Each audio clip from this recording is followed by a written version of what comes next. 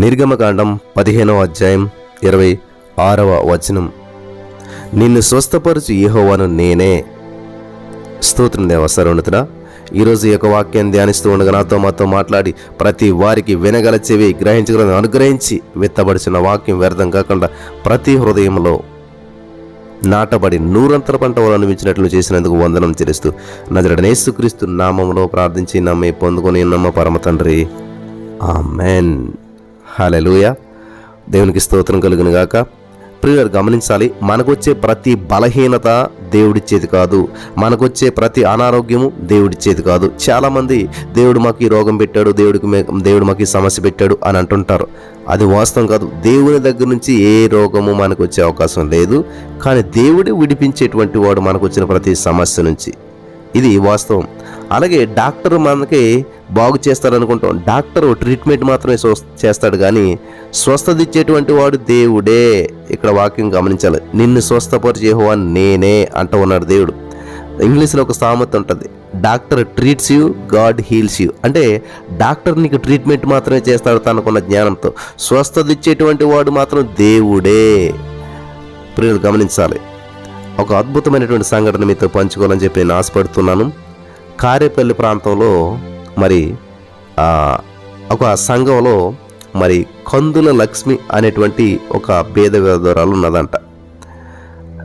ఆమె చాలా పేద విధవరాలు, లేనటువంటి పరిస్థితిలో జీవిస్తూ ఉంది. పేద విధవరాలే కాదు, ఆమె చదువుకోలేదు, నిరక్షరాస్యురాలు. ఆమెకు ఏమీ తెలీదు, చదువు రాదు, పేదరికం అన్నీ ఉన్నాయి. ఒక అక్షరం కూడా ఆమెకు తెలియదంట. కానీ ఆమెకి ఏది తెలిసినా తెలియకపోయినా ప్రార్థించడం మాత్రం తెలుసు, ప్రార్థించే విధానం మాత్రం తెలుసు, ప్రభు పాదాలు పట్టుకునే విధానం మాత్రం తెలుసు. కాబట్టి ఏమీ తెలియదు దాని గురించి బాధపడకుండా తెలిసిన దాన్ని మాత్రం పెర్ఫెక్ట్గా చేస్తుంది. ఆమె ప్రతిరోజు కూడా ప్రార్థన చేస్తుంది. ప్రభు సన్నిధిలో ప్రార్థించేటువంటి యోధురాలు. అక్షరాలు రాకపోయినా కానీ ప్రార్థనా యోధురాలు, చదువు లేకపోయినా కానీ ప్రార్థనా యోధురాలు, పేదరికం అడ్డు వచ్చినా కానీ ప్రార్థనా యోధురాలు. ప్రార్థించడానికి పేదరికం అడ్డు రాదు, ప్రార్థించడానికి జ్ఞానం అడ్డు రాదు, ఏది కూడా అడ్డు రాదు. జ్ఞానం ఉంటేనే ప్రార్థించగలుగుతామని మీరు అనుకుంటారు చాలామంది.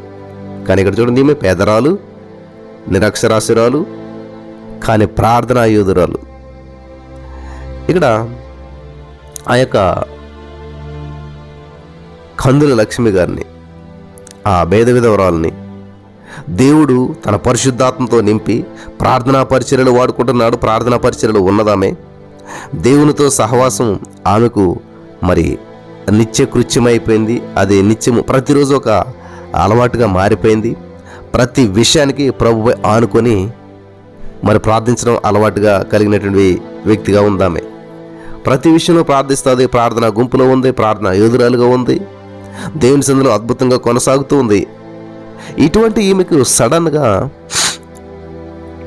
ఒకరోజు తీవ్రమైనటువంటి అనారోగ్యానికి గురైపోయింది.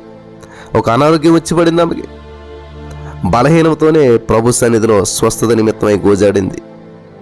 అంత బలహీనం వచ్చినా, అంత స్వస్థత గురైనా, అంత అనారోగ్యం వచ్చి పడ్డా కానీ ఏం చేస్తుంది తెలుసండి, ప్రభు సన్నిధిలో స్వస్థత నిమిత్తమై గోజాడింది. హాస్పిటల్కి వెళ్ళడానికి ప్రభు నడిపింపు ఇవ్వలేదంటండి. ఆమెకి హాస్పిటల్కి వెళ్ళలేదు. ప్రార్థనా యోధురాలు ప్రార్థించడం మానలేదు. ప్రార్థన చేస్తూ ఉంది. సమస్య వచ్చినా, ఇబ్బంది వచ్చినా ప్రార్థిస్తుంది. ప్రభువా నన్ను స్వస్థపరచు దేవా అంటూ ప్రార్థన చేస్తూ ఉంది. కానీ దేవుడు ప్రత్యక్షనిచ్చాడు. నేను ఆల్రెడీ నీకు స్వస్థతనిచ్చేశాను, నేను పొందిన గాయంతో నువ్వు స్వస్థత పొంది ఉన్నావు, నేను స్వస్థపరిచే యెహోవా నేనే అనేటువంటి వాక్యం ఉంది. కాబట్టి ప్రభా స్వస్థత ఇచ్చావు, ఎలా ఇచ్చావు, ఎలాగ నేను స్వతంత్రించుకోవాలి నీ స్వస్థతను? ప్రార్థన చేస్తున్న ప్రభుతో పోరాడుతూ ఉంది.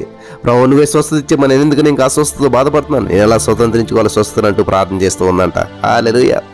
అప్పుడు అలా ప్రార్థిస్తూ ఉండగానే ఆ ప్రార్థనలో ఒక స్వరం ఆమెకు స్పష్టంగా వినిపించిందంట. మిల్క్ అనేటువంటి స్వరం వినిపించిందంట. ప్రభువా మిల్క్ అంటే ఏంటి, నాకు అర్థం కావట్లేదని చెప్పి మరలా అడిగిందంట. మిల్క్ అంటే ఏంటి, నాకు ఇదేదో కొత్త పదంగా ఉంది, నాకు చదువు లేదే, మిల్క్ అంటే ఏంటి ప్రభా అని అడిగిందంట. ఇదంతా జరిగినటువంటి సంఘటన. అప్పుడు ప్రభు వారు ఏమన్నారంటే కవ్వు అన్నారట. కవ్వు అంటే ఏంటి ప్రభా? మిల్క్ అంటే కవ్వు అంటే నాకేం తెలిస్తే ప్రభా? నేను చదువుకోలేను దాన్ని, మరి ఎలా ప్రభా? తండ్రి నాకు కవ్వు కూడా అర్థం కావట్లేదు అని చెప్పిందంట.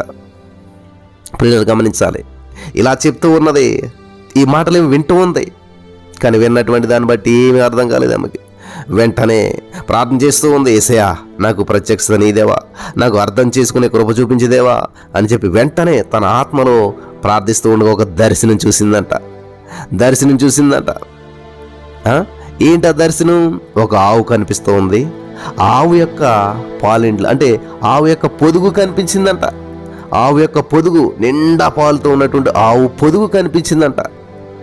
హల్లెలూయా, దేవునికి స్తోత్రం.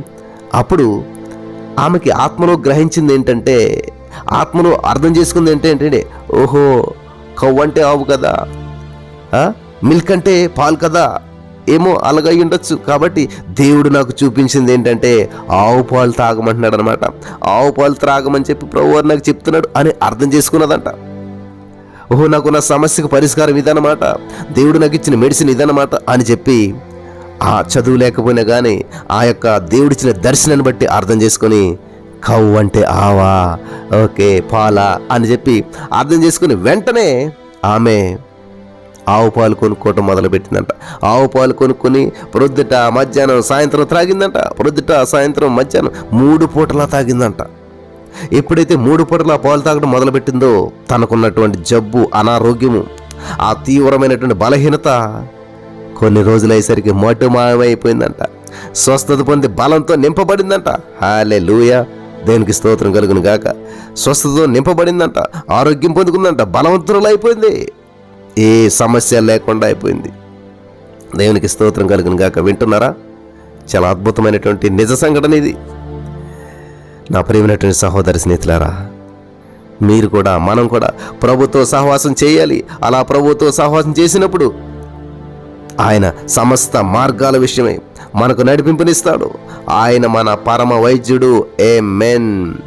కాబట్టి నిర్గమకాండం 15:26 ప్రకారం నిన్ను స్వస్థపరిచి యెహోవా నేనే అని ఆయన సెలవిస్తూ ఉన్నాడు. కాబట్టి నీ జీవితంలో ఎటువంటి సమస్య వచ్చినా, ఎటువంటి బంధకం వచ్చినా, ఎటువంటి మరి ప్రతికూల పరిస్థితులు ఎదురైనా సరే ప్రార్థిస్తూ ఉండగా, ప్రభు సన్నిధిలో కనిపెడుతూ ఉండగా, ఊహింప సఖ్యము కానీ మూలుగులతో పరిశుద్ధాత్మ దేవుడు మనతో మన పక్షానికి ప్రార్థన చేసి, డాక్టర్లకు అర్థం కాని రోగం అవ్వచ్చు, మెడిసిన్ లేని రోగం అవ్వచ్చు, నీకున్న సమస్య పరిష్కారం లేని అవ్వచ్చు, కానీ ప్రభు సన్నిధిలో కనిపెడుతూ ఉండగా ఆయన వాక్యపు వెలుగులో కళల ద్వారాను, దర్శనం ద్వారాను, వాక్కు ద్వారాను ఖచ్చితంగా నీకున్న సమస్య నుంచి దేవుడు విడిపిస్తాడు. ఎందుకంటే స్వస్థపరిచి యెహోవా నేనే అన్నాడు. ఈ రోజున మీరు ఊహింపశక్యం కానటువంటి విషయాల్లో అద్భుతాలు చూస్తారనమాట. మీకున్న రోగానికి మెడిసినే లేదంటారేమో డాక్టర్లు, మీకున్న రోగం బాగుపడదని ఉంటారు డాక్టర్లు, మీకున్న రోగం నుంచి విడుదల పొందుకోలేరు అని ఉంటారు డాక్టర్లు, మీకున్న సమస్య పరిష్కారం కానిది అని చెప్పారేమో. దయచేసి ఎవరో డిసప్పాయింట్ అవ్వద్దు. యేసయ్య స్వస్థపరిచేటువంటి వాడు ఉన్నాడు, యేసయ్య విడిపించేటువంటి వాడు ఉన్నాడు, యేసయ్య గొప్ప చేసేటువంటి వాడు ఉన్నాడు. యేసయ్య మనల్ని మరి ఆయన యొక్క ఉన్నతమైన పిలుపుకు లోబడినట్లయితే అద్భుతాలు చేస్తాడు. నమ్ముతున్నారా? నమ్మిన వారంతా కూడా ఈరోజే స్వస్థతను అనుభవించుదురుగాక. ఆమేన్.